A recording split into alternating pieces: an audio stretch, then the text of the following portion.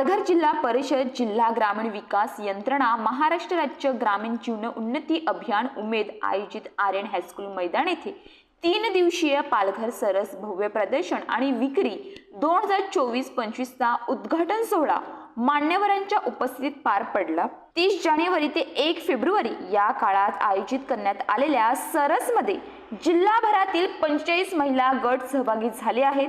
यामध्ये शाकाहारी आणि मांसाहारी खानावळ दुकाने असून उर्वरित दुकाने इतर उत्पादनाची आहेत। यामध्ये घरगुती चाचणीचे उडदाचे तांदळाचे पापड, सरबते, कच्चा घातेल, रजई, जव्हार येथील नाचणीचे कुळीथचे पीठ, तागाची फुले, महिला गटांनी स्वतः तयार केलेले फिनाईल, बिस्किटे, चादरी, चिक्कू चिप्स आणि इतर अनेक वस्तू विक्रीसाठी उपलब्ध आहेत। तर जिल्हा परिषद अध्यक्ष प्रकाश निकम, जिल्हाधिकारी गोविंद बोडके, मुख्य कार्यकारी अधिकारी भानुदास पालवे, उपाध्यक्ष पंकज कोरे, बांधकाम आरोग्य सभापती संदेश ढोणे, महिला व बाल कल्याण समिती सभापती रोहिणी शेलार, जिल्हा परिषद सदस्य यांच्या प्रमुख उपस्थितीत हे उद्घाटन संपन्न झाले।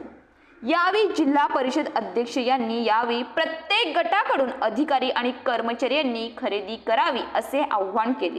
तर जव्हार मोखाड्यामधील बिना खताची तूर ही पूर्ण राज्यात प्रसिद्ध असून ती तूर देखील इथे विक्रीला आहे। त्यामुळे जास्तीत जास्त लोकांनी खरेदी उत्पादने ही सरस पुरता मर्यादित न राहता जिल्ह्याच्या बाहेर विकली जावेत यासाठी प्रयत्न करणे गरजेचे आहेत, असे मत देखील यावेळी जिल्हा परिषद अध्यक्ष यांनी व्यक्त केले।